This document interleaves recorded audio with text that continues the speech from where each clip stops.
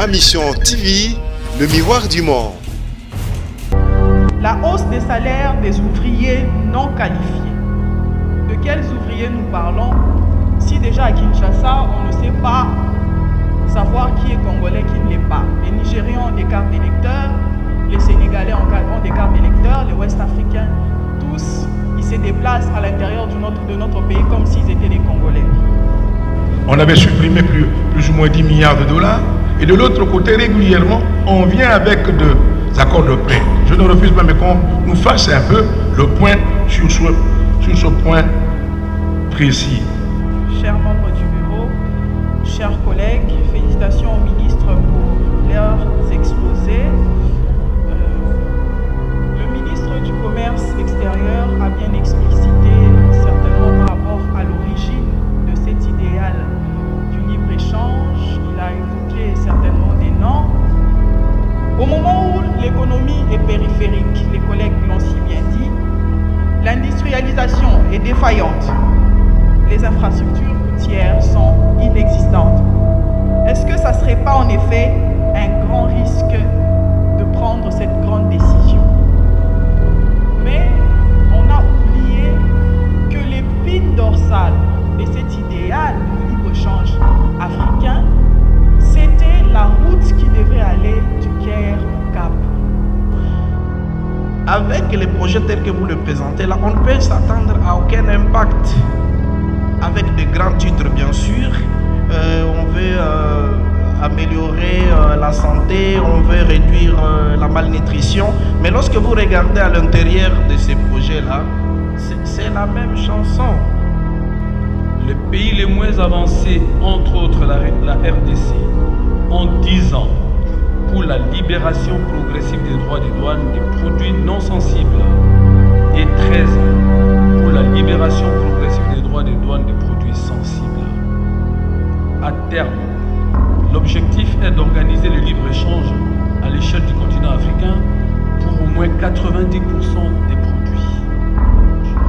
Honorable président de l'Assemblée nationale, honorables membres du bureau, honorables députés, le processus d'intégration économique africaine est irréversible et la RDC doit être prête à en saisir l'opportunité pour accroître son produit intérieur brut et se positionner comme un partenaire économique incontournable en Afrique.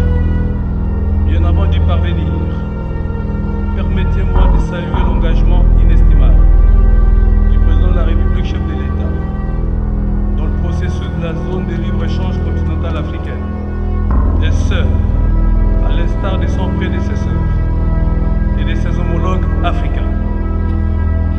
Il vous souviendra qu'en dépit de ses multiples charges, le président de la République, chef de l'État, avait pris part au lancement officiel de la phase opérationnelle de la zone de libre-échange continentale africaine, censée créer une synergie entre les économies de leurs pays membres dans le but de créer un marché unique africain par la fusion ultérieure de CER, je dis donc les communautés économiques régionales. À cet effet, Honorable présidente, honorable membre du bureau, distingués collègues, lorsque vous regardez ces projets de loi, les projets en soi, lorsque vous le regardez, essayez de les comparer avec d'autres projets qu'on nous a toujours présentés ici. C'est pratiquement la même chose. Le projet de loi sur la zone de libre-échange est donc adopté.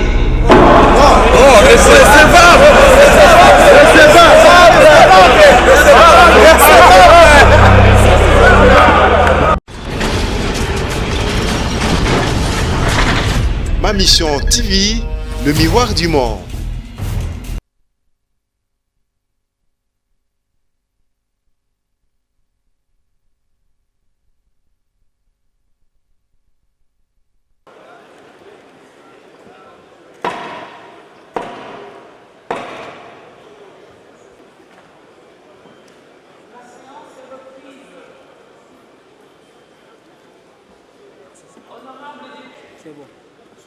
Votre bureau a invité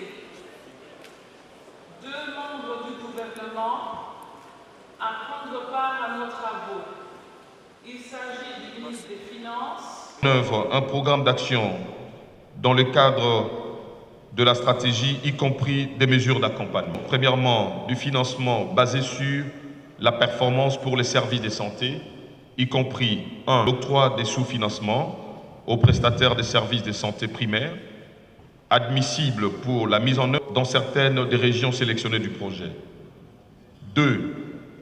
L'appui aux bénéficiaires pour renforcer la capacité qui inclut un programme de transfert monétaire ciblé, la dissémination des cultures biofortifiées, la distribution des kits de production alimentaire pour les ménages, précédentes ci-dessus à travers 1. La fourniture de conseils techniques, des biens, des services autres que le conseil, de formation et le soutien aux frais de fonctionnement à cette fin. Et 2. La contractualisation des agents de paiement agréés. Et enfin 3. La mise en place des mesures d'accompagnement. La 4e partie traite du renforcement des capacités et de la gestion du projet lui-même. Sous ce chapitre, il sera question 1. de l'appui au renforcement des capacités des PRONANUT. PRONANUT qui est le projet national de nutrition, programme national de nutrition, et d'autres programmes pertinents au sein du ministère de la Santé et des ministères compétents pour planifier, gérer et surveiller efficacement les programmes, notamment par le biais d'investissements en matière d'équipement de base, infrastructures technologiques, consultants supplémentaires ainsi que le biais de l'assistance technique, de la formation et l'élaboration des plans de transfert de compétences en temps opportun et du renforcement de la capacité de suivi des institutions infranationales et nationales impliquées dans la gestion et la mise en œuvre des activités de nutrition.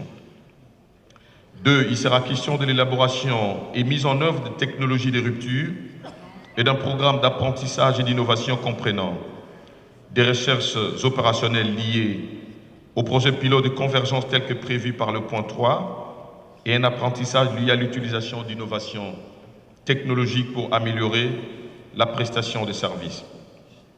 2. L'apprentissage lié à l'utilisation d'innovations technologiques pour améliorer les prestations. 3. Une série d'études analytiques visant à améliorer la compréhension des principaux défis de gouvernance dans les domaines de la nutrition. 4. Le développement et test d'outils de la technologie, de l'information et de la communication pour les relais communautaires et les établissements de santé. Et 5. La collecte des données nécessaires qui fourniront les données de référence intermédiaires et finales des indicateurs clés.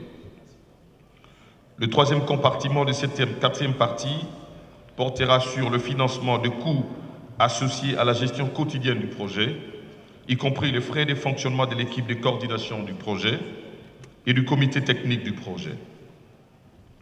La 5e partie est axée sur la composante d'intervention urgence.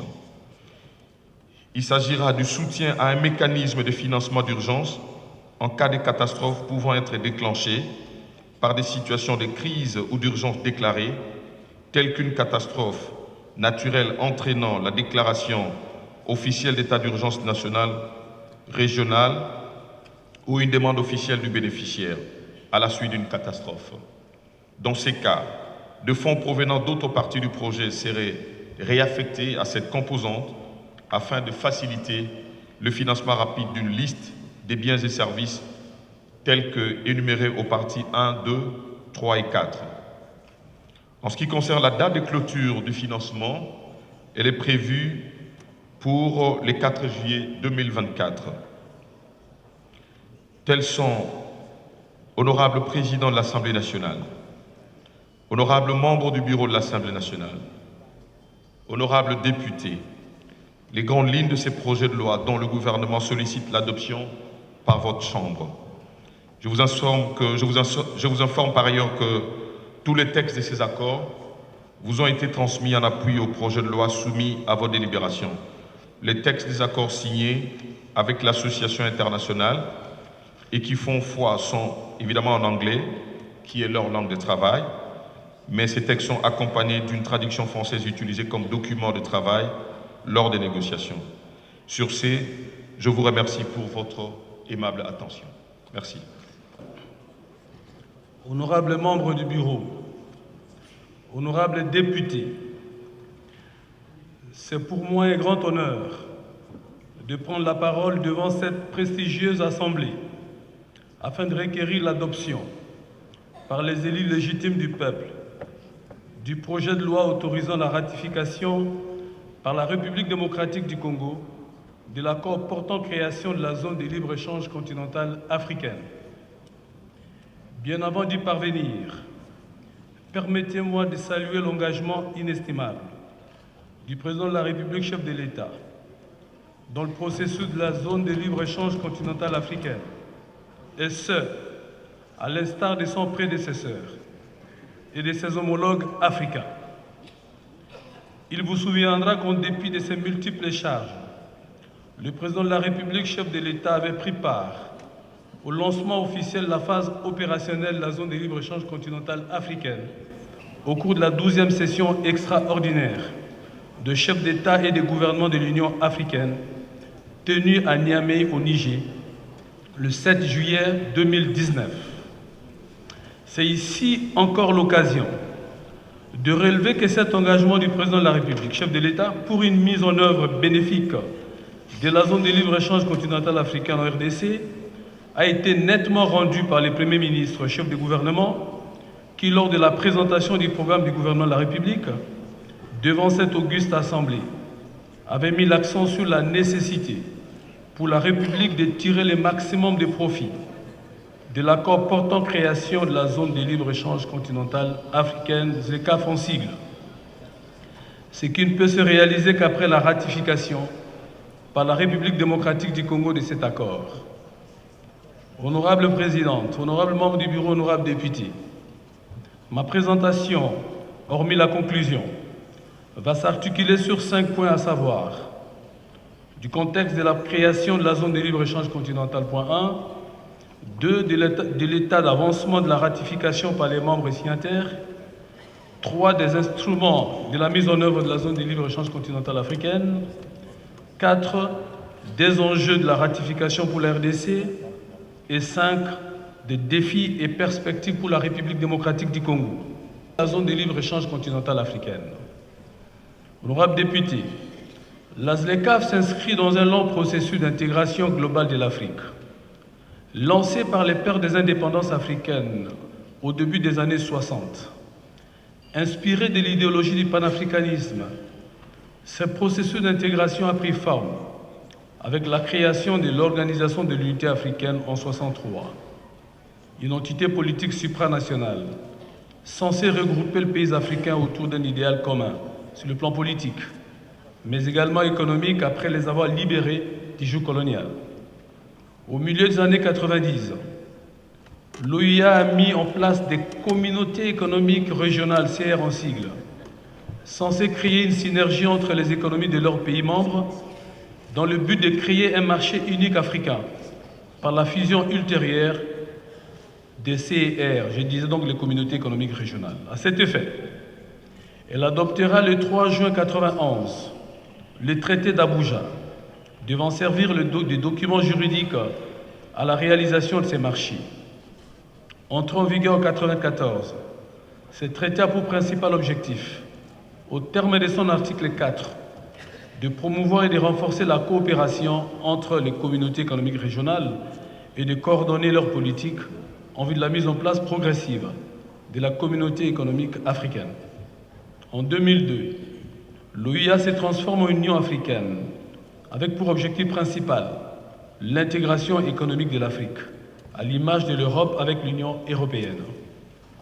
La création d'une zone de libre-échange continentale a été également impulsée par la décision prise en juin 2011 par les chefs d'État et de gouvernement des États membres du marché commun de l'Afrique orientale et australe, COMESA, de la Communauté d'Afrique de l'Est, EAC, et de la Communauté de développement de l'Afrique australe, SADC, en vue d'établir, à partir de 2014, une zone de libre-échange tripartite qui englobera les 27 États membres de ces 3 CR, soit près de la moitié des pays membres de l'Union africaine. C'est en 2012, lors de la 18e session ordinaire de l'Assemblée générale de l'Union africaine, ayant pour thème l'intensification du commerce intra-africain, qu'est venue l'idée de stimuler le commerce intra-africain et d'accélérer le processus de mise en place d'une zone de libre-échange globale sans altérer les acquis des communautés économiques régionales.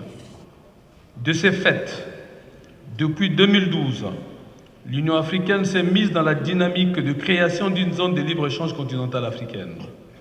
Cette zone de libre-échange continentale fait donc partie intégrante de son agenda 2063.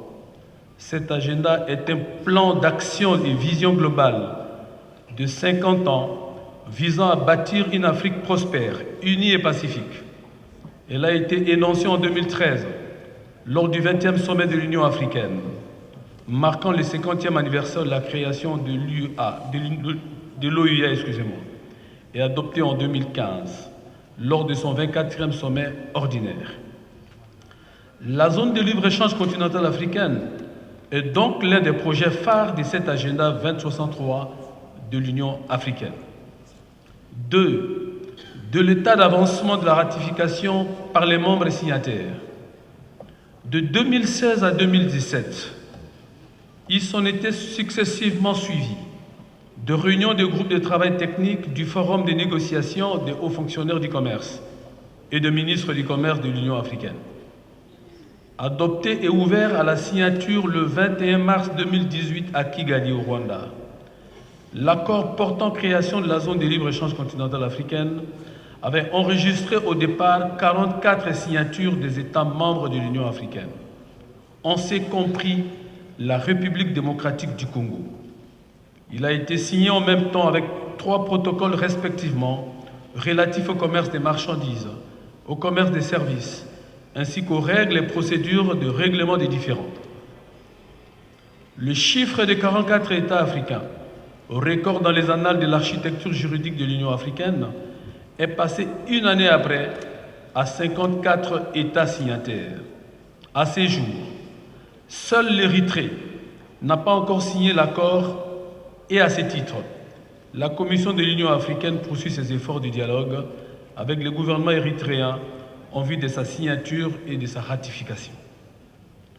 L'accord est entré en vigueur le 30 mai 2019, soit 30 jours après le dépôt du 22e instrument de ratification, conformément aux dispositions de son article 23.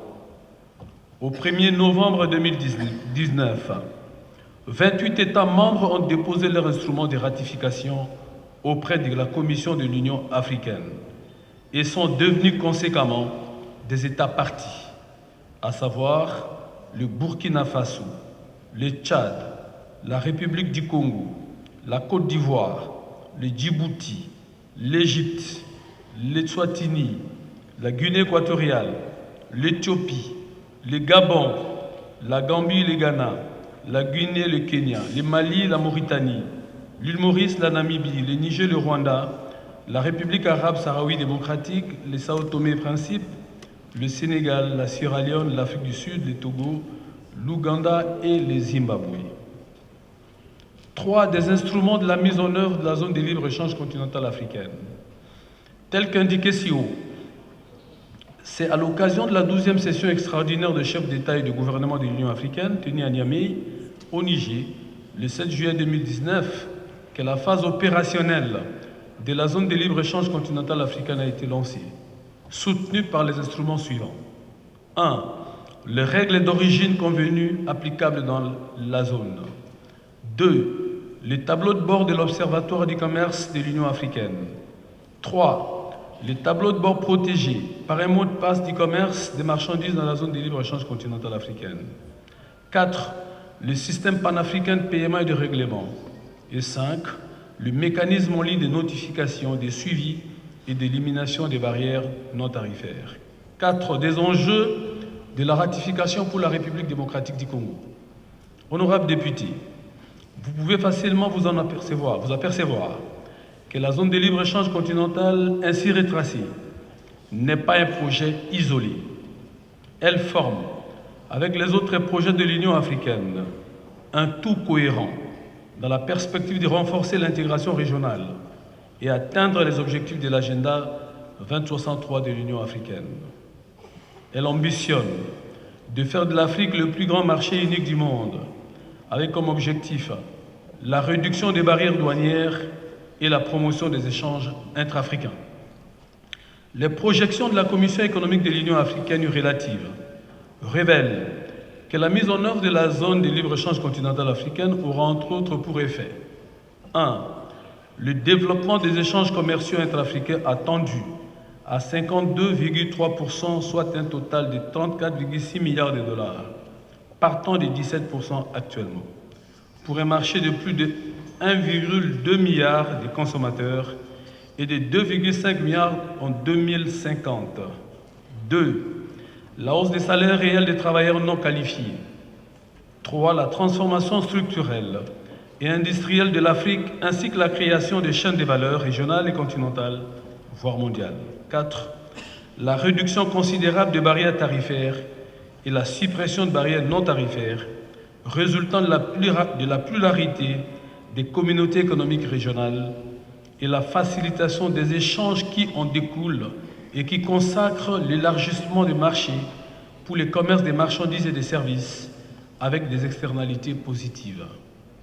Par ailleurs, d'aucuns soutiennent que les réductions tarifaires entraîneraient des pertes de recettes douanières. Il n'est pas sans intérêt de noter, à cet égard, que s'agissant de la République démocratique du Congo, ces recettes douanières ne dépendent presque pas des échanges régionaux intra-africains, car aujourd'hui, la République démocratique du Congo échange beaucoup plus avec la zone Asie, l'Europe et la zone Amérique. Les inquiétudes soulevées en termes de pertes de recettes douanières sont donc minimes par rapport aux gains que la République pourrait engranger du fait de son appartenance à la zone de libre-échange continentale africaine. Il en est de même des préoccupations liées à la libéralisation du commerce, laquelle devra s'étendre sur plusieurs années. En effet, les pays les moins avancés, entre autres la RDC, ont 10 ans pour la libération progressive des droits des douanes des produits non sensibles et 13 ans pour la libération progressive des droits des douanes des produits sensibles. À terme, l'objectif est d'organiser le libre-échange à l'échelle du continent africain pour au moins 90% des produits.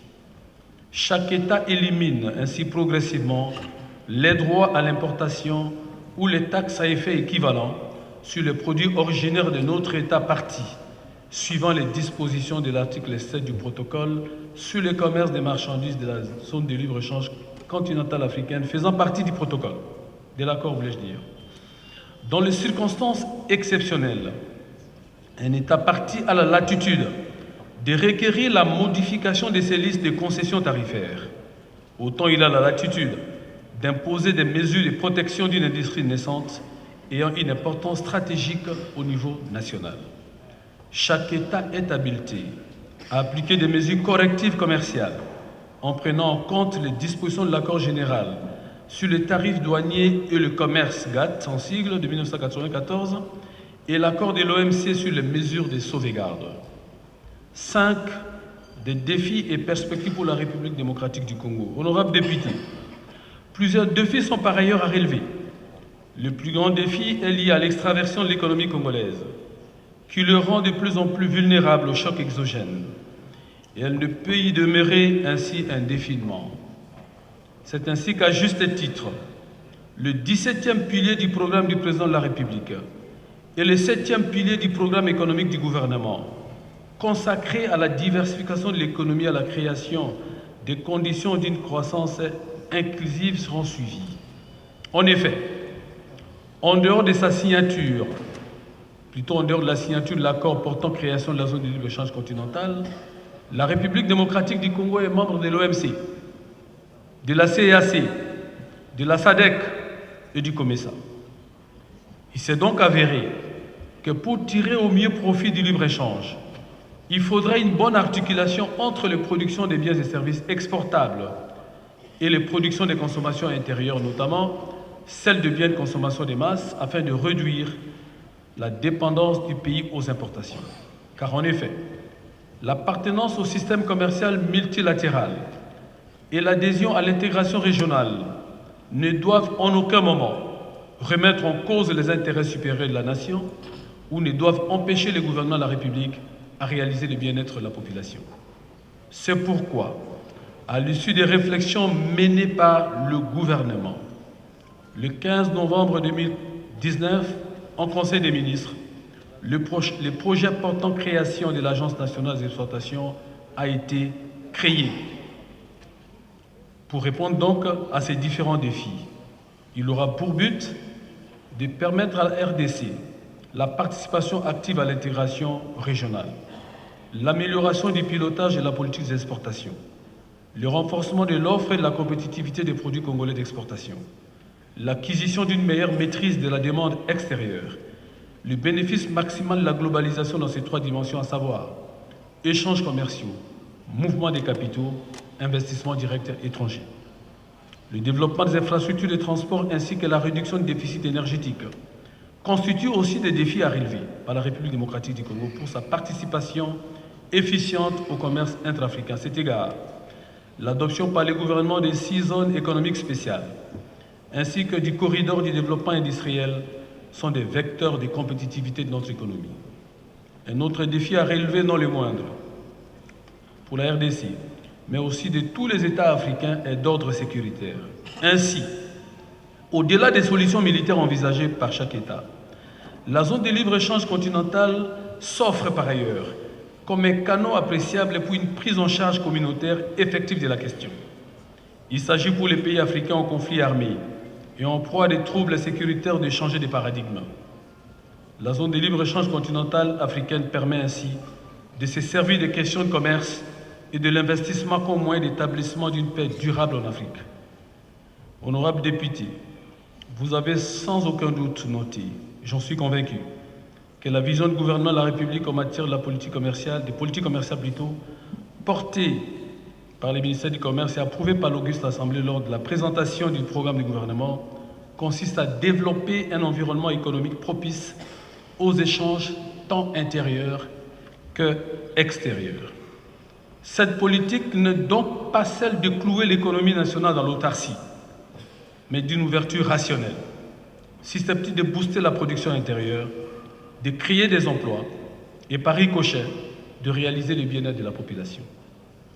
La zone de libre-échange continentale africaine nous offre l'opportunité de tirer le meilleur parti de la libéralisation du vaste marché africain et de relever le niveau de notre participation au commerce intra-africain grâce à l'élimination progressive des barrières tarifaires et non tarifaires, au commerce des marchandises, à la libéralisation progressive de la propriété intellectuelle et des politiques de concurrence, à la coopération dans les domaines douaniers et la mise en œuvre de mesures de facilitation des échanges. Honorable Président de l'Assemblée nationale, honorables membres du Bureau, honorables députés, le processus d'intégration économique africaine est irréversible et la RDC doit être prête à en saisir l'opportunité pour accroître son produit intérieur brut et se positionner comme un partenaire économique incontournable en Afrique. Il va sans nul doute que commerce, investissement et production sont intimement liés et s'influencent mutuellement. Après approbation de ces projets de loi par les gouvernements, il appartient à vous, élus légitimes du peuple, de l'adopter. Après, vous noterez à ce titre qu'en dehors de l'exposé des motifs, ces projets de loi comportent 2 articles. Son premier porte sur l'autorisation de ratification par la RDC de l'accord portant création de la zone de libre-échange continentale africaine, conformément à l'article 214 de la Constitution. Son article 2 traite de l'échéance de sa promulgation, en vue de permettre à la République démocratique du Congo de prendre sans tarder le train de la zone de libre-échange continentale déjà en marche. J'ai pris les honorables députés nationaux, élus légitimes du peuple congolais, de recevoir et de voter à l'unanimité en faveur de ces projets de ratification dont la substance et l'intérêt viennent de vous être succinctement présentés. Je vous remercie. Nous vous remercions, Monsieur le Ministre. Chers collègues, après avoir suivi respectivement l'économie de ces 2 projets de loi, je les soumets à débat. Je rappelle qu'il s'agit de textes de ratification et donc nous sommes aussi régis ou contraints par ce procédé. Les collègues qui souhaitent prendre la parole peuvent s'inscrire auprès de l'honorable rapporteur de l'Assemblée nationale. L'autre option est aussi de suggérer que les chefs de groupe parlementaires transmettent une liste de 2 intervenants par groupe parlementaire. Prépare.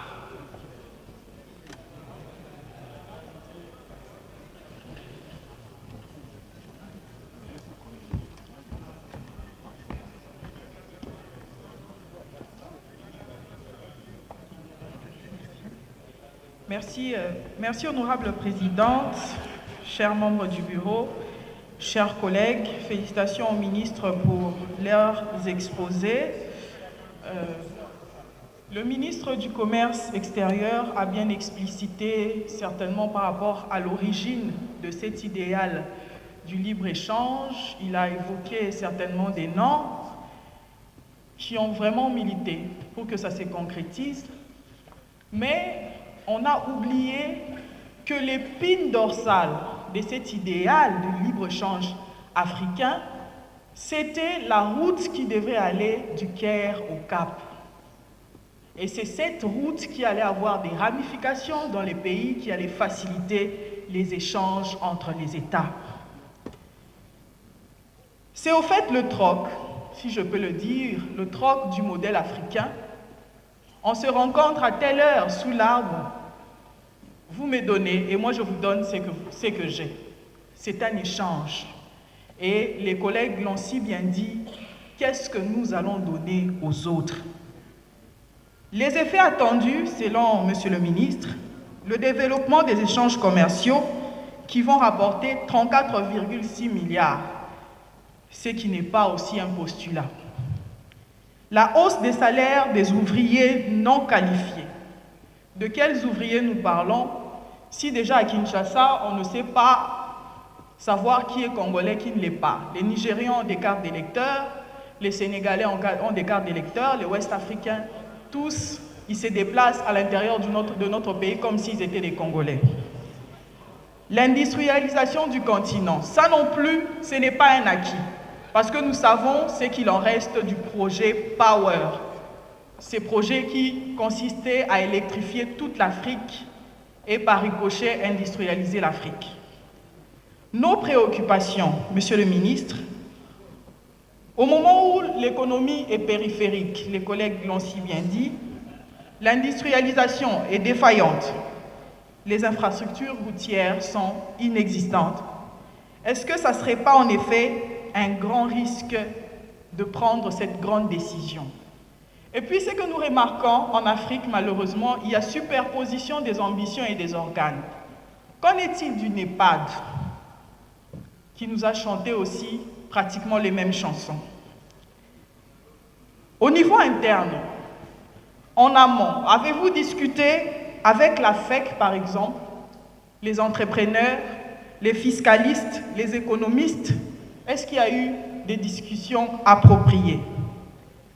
Nos frontières sont pratiquement les plus poreuses de l'Afrique. Alors l'impact sur l'économie, sur la sécurité, quand déjà l'on sait qu'à Bukavu, le poisson consommé vient du Rwanda, au Bas-Congo, le jus que l'on boit vient de l'Angola, par rapport à nos 9 voisins, quelles seraient les mesures à l'interne? Que l'on nous considère pendant les négociations comme un État moins avancé, je pense que ce n'est pas normal parce que nous donnons un marché de 100 millions d'habitants, alors c'est une véritable valeur ajoutée.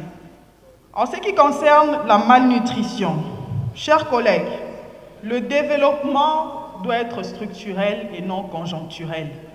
Si nous voulons lutter contre la malnutrition, alors sémons du soya, donnons à nos enfants les maïs. Ici, on a ciblé des 0 à 23 mois, ce sont des bébés, et ces bébés partent avec leur mère au kilo, c'est que nous on appelle le kilo, le CPN, et au retour de ces kilos, si une maman peut rentrer avec ne serait-ce que 1 kilo ou 2 kilos de soya, voilà une manière structurelle de trouver tant soit peu une réponse à cette question majeure. Merci, chers collègues. Merci. Sur la nutrition. J'ai suivi attentivement Monsieur le ministre des Finances et il a répondu à une partie de mon interrogation sur les critères qui dictent les choix des projets pour lesquels les accords de prêt sont parfois sollicités. Monsieur le ministre a dit que ces projets sont dictés par la stratégie du gouvernement. Je voudrais bien le rejoindre, mais j'émets vraiment de doutes. Parce qu'en ce qui concerne la malnutrition, il y a une enquête de prévalence de la malnutrition en République démocratique du Congo de 2017 qui détermine 9 provinces dans lesquelles la malnutrition bat son plein. Et je parle sous le contrôle de Monsieur le vice-ministre de la Santé qui est là. Ces provinces sont les suivantes. En premier, Lomami, suivi de Kwango, Kasai, Kasai central, Kwilu, Lualaba, Okatanga, Tanganyika et Nord Kivu. Mais en suivant Monsieur le ministre de la Santé, des Finances, j'ai retenu que la première province d'intervention, c'était le Sud Kivu. Entre nous, je n'ai rien contre mes amis du Sud Kivu. D'ailleurs, là-bas, on mange très bien. Mais je me pose quand même la question, est-ce qu'on peut imaginer aujourd'hui un projet, une intervention dans le secteur de la malnutrition en laissant à côté la province qui a la plus haute prévalence, la province la plus endémique qu'est la province de la Lomami? C'est là où je me dis que ça pose problème et que ces interventions ne répondent parfois pas aux besoins du gouvernement. Parce qu'en ce moment, je sais que la priorité du gouvernement, ce sont les 9 provinces pour lesquelles une étude préalable a été réalisée. Alors, je reviens sur la préoccupation de la dernière fois lorsque Monsieur le vice-ministre des Finances est passé ici, de lui dire, Monsieur le vice-ministre, et à présence de Monsieur le ministre, que ma cartographie, je continue à la remplir. J'ai une cartographie des provinces qui sont toujours retenues dans les interventions. Je crois qu'Honorable Njoli en a parlé. Et dans ces provinces, il y a des provinces qui sont matriculées, qui ne manquent jamais. Comme on appelle des provinces qui, dans n'importe quel projet, ils sont toujours retenus. Mais il y a aussi des enfants mal aimés, comme la province du Haut-Ouélé. Je veux bien un jour venir ici, Monsieur le ministre des Finances, et ça, je vous féliciterai, que dans les interventions que vous retenez, d'autres provinces comme ceux-là, le Haut-Ouélé, le Bas-Ouélé, l'Équateur, le Tchouapa, ainsi de suite, que ces provinces-là soient aussi retenues dans vos interventions. J'avais une préoccupation en rapport avec la célérité avec laquelle on vient toujours nous présenter les projets de loi de ratification. J'étais en train de me poser une question, je n'ai pas trouvé de réponse dans les règlements intérieurs. Est-ce que les projets de ratification doivent toujours être traités en mode d'urgence? Mais l'honorable présidente y a répondu. Je veux espérer que le gouvernement fera de son mieux pour que la prochaine fois, les projets de loi de ratification viennent en temps normal, que pour que nous ayons beaucoup de temps de l'examiner et de l'examiner également en toute sérénité.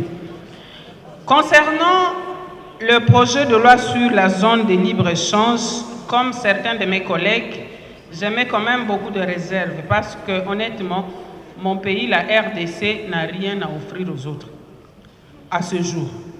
Et en dehors de ces barrières douanières qui ralentissent les échanges, il y a également d'autres défis qui doivent être relevés. Je voudrais ici citer notamment la synchronisation des autres communautés économiques qui existent. J'ai l'impression qu'elles naviguent encore à contre-courant. Ce n'est pas du tout synchronisé. En dehors de ça, il y a les défis de logistique et d'infrastructure. Nous n'en avons pas. Il y a les conflits armés et les terrorismes qui prennent de l'ampleur dans plusieurs régions de notre continent. C'est quand même des défis énormes. Et en dehors de ça, il y a la libre circulation et les mouvements des personnes qui posent encore un problème entre les États africains. Je veux compter sur l'expertise de Monsieur le ministre du Commerce extérieur en lui posant la question de savoir est-ce qu'il y a des pistes et des solutions qui sont prévues, des solutions collectives qui sont prévues pour relever ces défis et pour permettre un vrai décollage de cette initiative. Je vous remercie. Je félicite le membre du gouvernement qui vient de nous exposer les deux projets de loi. Je voudrais d'abord intervenir par rapport au projet de loi portant ratification de l'accord de crédit pour la nutrition et la santé. Honorable Présidente, honorable membre du bureau, distingués collègues, lorsque vous regardez ces projets de loi, les projets en soi, lorsque vous les regardez, essayez de les comparer avec d'autres projets qu'on nous a toujours présentés ici. C'est pratiquement la même chose. Renforcement de capacité, amélioration de gauche-droite. Donc, c'est comme si au niveau du gouvernement, ils n'ont que le même canevas, ils ne remplacent que ce qu'il faut remplacer. S'il s'agit du secteur agricole, on change Pronanite par, je ne sais pas moi, quelle structure du ministère de l'Agriculture. Et s'il s'agit du secteur de la santé, on change ces secteurs-là. Mais on renvoie pratiquement à la même chose. Et c'est de ces rangs, c'est peut-être pour ces rangs-là que je voulais renforcer les collègues qui ont proposé que les gouvernements puissent quand même faire appel aux honorables députés qui sont ici. Parce que nous avons des experts parmi nous. Nous avons travaillé dans des projets, nous avons travaillé dans ces organismes internationaux. Avec les projets tels que vous le présentez là, on ne peut s'attendre à aucun impact. Avec de grands titres, bien sûr. On veut améliorer la santé, on veut réduire la malnutrition. Mais lorsque vous regardez à l'intérieur de ces projets-là, c'est la même chanson. Quand on parle de renforcement de capacité de Pronanite, qu'est-ce que vous attendez par là? On va acheter des motos, des vélos, ainsi de suite. Ces gens-là vont participer dans des ateliers à gauche, à droite. Ils vont voyager à Libenge, à je sais pas moi. Et ça s'arrête là. Et avec ça, vous croyez que vous allez améliorer ou vous allez terminer les problèmes de malnutrition dans les zones ciblées? Non. Nous pensons que nous devons vraiment, honorable présidente, on doit évoluer. Et c'est la même chose, si vous permettez, honorable président, lorsque vous regardez le budget, les projets de budget qui nous a été soumis par le gouvernement, c'était la même chose. Partout, vous voyez, ministère de l'Éducation, transport, quelle communication, X montant, et tout. Ils passent, ministère de, je sais pas moi, agriculture, ils reprennent le même libellé avec des montants différents. Mais comment on peut développer un pays comme ça? Comme si dans ce ministère-là, ils n'avaient que leur transport et leur communication pour faire avancer le pays. Mais non, effectivement, vous avez du travail à faire. Lorsqu'on parle de réforme, et c'est à ce niveau-là que j'interviens au deuxième projet de loi. Lorsque M. le ministre du Commerce extérieur vient nous présenter ce projet de loi, mais honorable présidente, lorsque vous le regardez, il y a des préalables. Les gouvernements, avant d'inviter quelqu'un dans sa maison, mais on la prépare d'abord. Comment vous voulez que les autres viennent vous visiter pendant que dans votre maison, vous savez que vous n'avez pas encore nettoyé, torchonné, je ne sais pas moi, enlevé les casseroles qui se trouvaient sur la table, ainsi de suite. Tout ce que nous avons comme problème d'insécurité, quel est cet investisseur-là qui va venir chez nous investir avec tout ce qu'il y a comme insécurité? Tout ce qu'on est en train de décrier chaque jour comme tracasserie économique avec des taxes partout. Notre douane qui est qualifiée de la douane la plus chère en Afrique, si pas au monde. Mais ce sont des préalables. Et à ce moment-là, nous invitons encore une fois de plus les gouvernements. Il faut qu'ils aient la notion de projection. On ne peut pas gérer un État au jour le jour. Pour ne pas dire, on ne peut pas gérer un État au quotidien.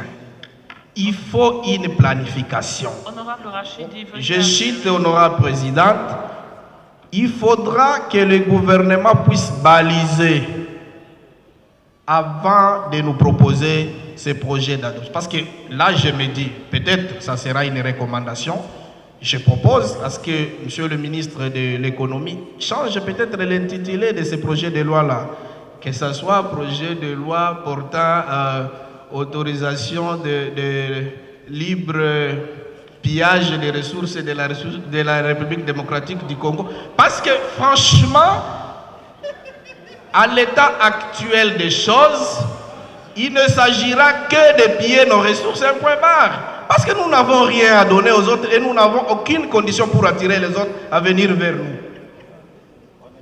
Donc, je chute par là en demandant au gouvernement de toujours anticiper et de gérer dans le délai, de faire des projections et de se dire quels sont les préalables qui doivent être vidés avant de venir nous proposer des projets de loi dans ce sens-là. Je vous remercie, honorable.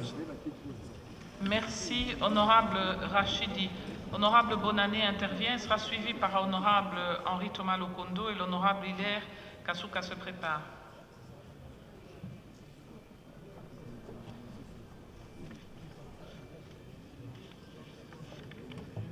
Ratification pour la mise en place d'une zone de libre-échange du côté de l'Est, si vous vous rappelez, et nous l'avions bloqué pour les raisons, plusieurs raisons que vous avez pertinemment évoquées ici. Et si je me rappelle bien, l'initiative de cette motion était venue de moi-même. Madame la Présidente, il y a deux documents. Le premier, c'est l'accord de prêt. La générale a dit. Si pas répéter ce que j'avais déjà dit avant, la recommandation que j'avais exprimée avant, quand le ministre Yab était encore ici, on nous soumet régulièrement, et c'est bien, on ne peut pas le refuser, les accords de prêt qui vont nous aider. On nous a expliqué par le ministre de façon pertinente. Mais j'avais demandé, une fois ici, que le ministère des Finances puisse nous faire un peu la comptabilisation de tous les accords de prêt que nous signons ici, enfin que le gouvernement signe et que nous autorisons la ratification. C'est pour comparer un peu par rapport à la dette qui a été supprimée dans le cadre du PPTE. On en est où? D'un côté, on avait supprimé plus ou moins 10 milliards de dollars, et de l'autre côté, régulièrement, on vient avec des accords de prêt. Je ne refuse pas, mais qu'on nous fasse un peu le point sur ce point précis. Je ne reviens pas sur ce que les autres avaient dit sur les provinces bénéficiaires, ce sont les mêmes considérations que nous avons toujours entendues. Mais je voudrais faire une petite parenthèse pour parler, parce qu'un ami avait dit ici qu'il faudrait qu'on puisse associer l'Assemblée nationale dans le cadre des négociations. Non, ce serait inconstitutionnel. C'est inconstitutionnel par rapport à l'article 213 de la Constitution qui dit que c'est le président seul qui négocie et qui ratifie les traités et accords internationaux. Ici, on est en train de nous demander l'autorisation pour que le président puisse le faire. J'en arrive au projet de loi autorisant la ratification sur l'accord portant création de la zone de libre-échange. Là aussi, tout a été dit. Le principe général de la libre circulation, échange, on ne le refuse pas. Et puis c'est devenu même une philosophie, une chanson qu'on a entendue, moi, quand j'étais encore étudiant. Depuis 80, on a parlé de l'accord de Lagos, l'intégration économique et patati patata. Mais la question fondamentale qu'il faut se poser ici, avant de penser à l'intégration au niveau africain, mondial, est-ce que le pays, le Congo, économiquement, est intégré? Mais si vous-même, vous n'êtes pas encore bien intégré économiquement, pourquoi vous devez vous précipiter dans ce genre de choses? Lisez seulement le deuxième paragraphe de l'exposé de motifs. Moi, ça m'a fait un peu peur. On dit ceci. En effet, la zone de libre-échange continentale africaine, en sigle, ambition de faire de l'Afrique le plus grand marché unique au monde, avec comme objectif la réduction des barrières douanières et la promotion des échanges intra-africains. C'est grave. Et là, il faut oublier vos 10 milliards de dollars que vous êtes venus nous présenter ici, comme budget. Parce qu'en ce moment, il n'y aura plus d'exonération. Alors que dans les recommandations que nous avions faites ici, nous avions dit, si on n'a pas beaucoup d'argent, si notre budget n'est pas colossal, parce que, entre autres, il y a trop d'exonération. La libre circulation, l'échange, implique ça aussi. Donc, ça entre en contradiction fondamentale avec le budget que nous venons de voter. C'est pourquoi, Madame la Présidente, je n'ai pas beaucoup de choses à dire, si pas dire ceci. Moi, je suis internationaliste.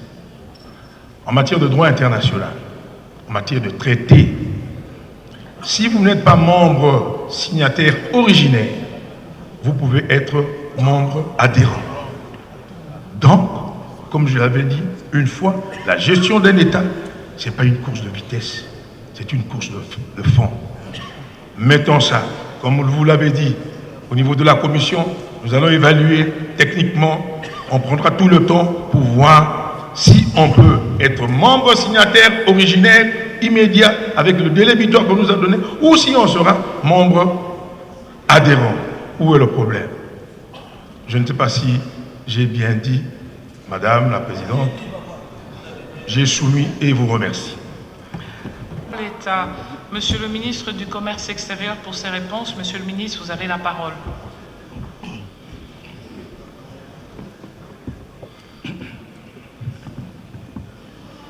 Honorable Président de l'Assemblée nationale, honorables députés, je voudrais de prime abord remercier tous les députés et surtout les intervenants pour la qualité d'intervention, ce qui montre à suffisance l'intérêt que chacune et chacun de vous ont porté à ces sujets transversaux. Honorable Présidente, honorables députés, je voudrais avant toute chose noter toutes les observations et toutes les recommandations formulées pour que notre commerce extérieur puisse être le reflet de l'économie et que notre économie permette à la République de participer de manière active au commerce intra-africain, mais aussi au commerce mondial. Honorable Présidente, je voudrais aussi partager avec les honorables députés toutes les inquiétudes formulées. Économie extravertie. C'est vrai, notre économie est extravertie.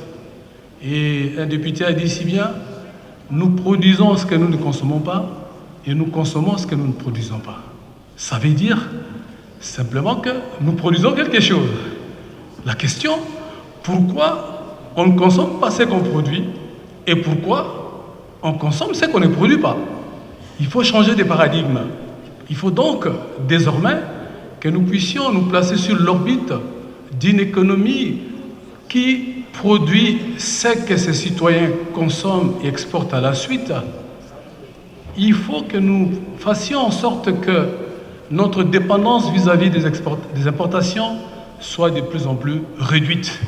En ce moment, nos structures de l'économie vont devenir, on peut dire, adéquates par rapport à nos volontés respectives. En réalité, ce que j'ai noté de la part de tous les honorables députés intervenants, c'est la volonté d'internaliser l'économie et de sortir finalement de cette économie extravertie.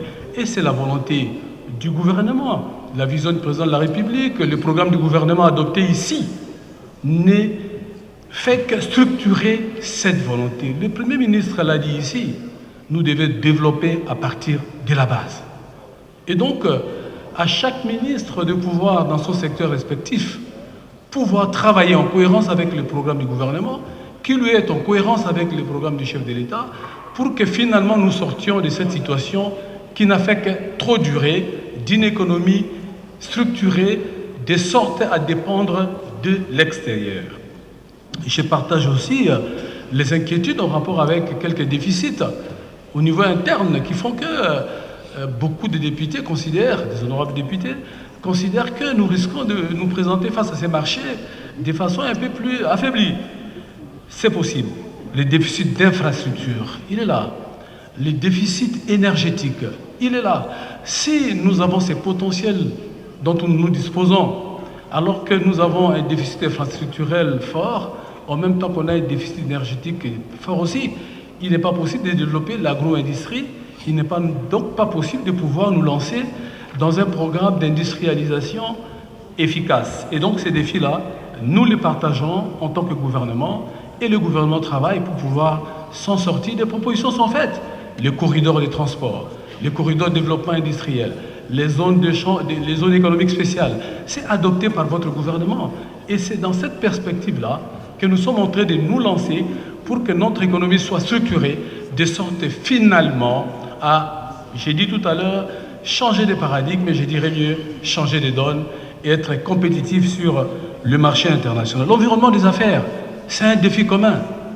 Nous devons aussi avoir un environnement des affaires qui permet aux investisseurs congolais, africains, étrangers et en dehors de l'Afrique à pouvoir venir mettre de l'argent dans le pays.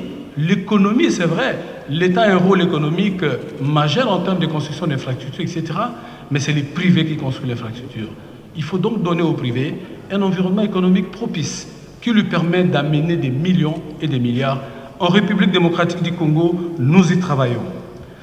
Les députés ont posé la question, des inquiétudes sur les avantages comparatifs et compétitifs. Aujourd'hui, la différence entre les nations ne se résume pas en termes d'avantages comparatifs.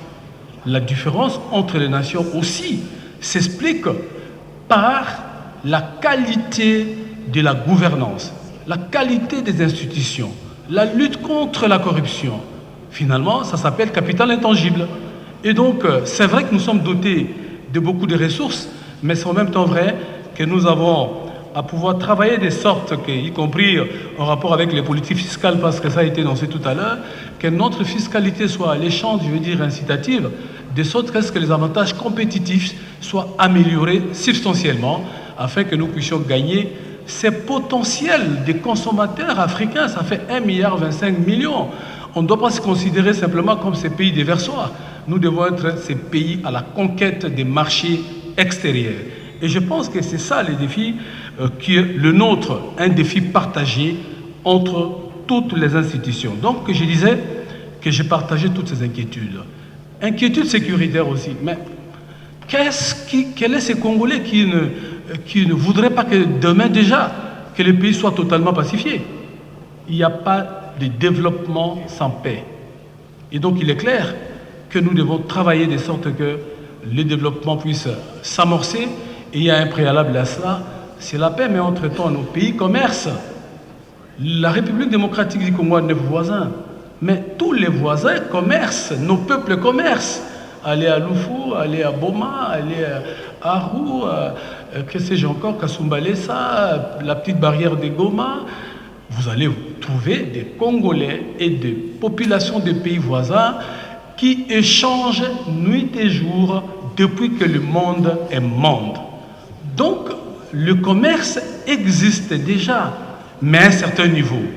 Maintenant, alors que nous partageons tous les inquiétudes, mais en même temps, nous avons des défis à relever en tant que nation. Est-ce que nous allons accepter de rester dans l'inaction? Honorables députés, attendre d'agir avant d'avoir toute la lumière, c'est se condamner dans l'inaction. Et l'inaction va tuer les pays. Je pense que le temps est arrivé pour que nous sortions de notre torpeur. Je ne dis pas que c'est votre torpeur, de ma torpeur, pour que nous puissions nous engager vers des voies ambitieuses, mais des voies risquées aussi. Qui ne risque rien n'a rien. Et je pense que nous sommes capables, en tant que nation, de pouvoir nous retrouver. Maintenant, je reviens sur, après avoir partagé les inquiétudes, je voudrais maintenant... Quant à leur recevabilité, qui sont pour la recevabilité respective de ces deux projets de loi.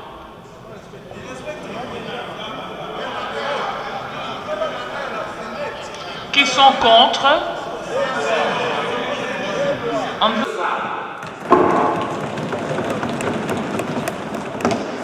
La recevabilité de ce projet de loi. Qui sont contre? Le projet de loi sur la zone de libre-échange est donc adopté. Oh, c'est pas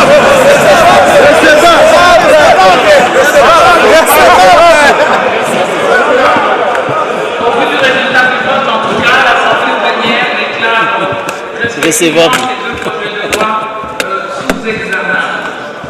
Voilà.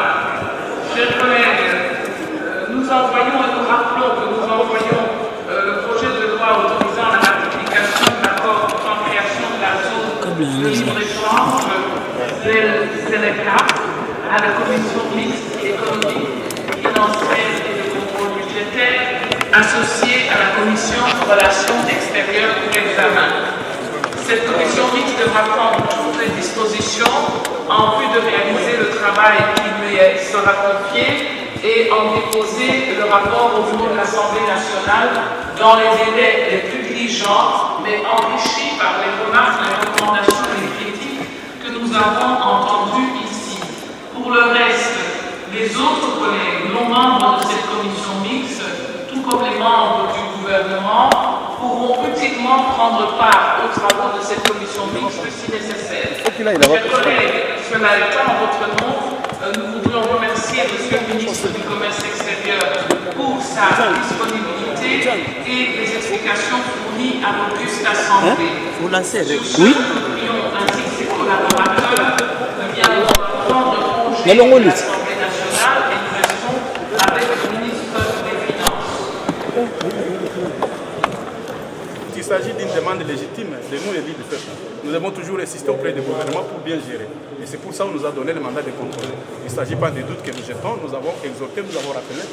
Ils doivent bien gérer, sinon ils seront soumis au contrôle parlementaire, telle est l'aisance ou l'élégance de la démocratie.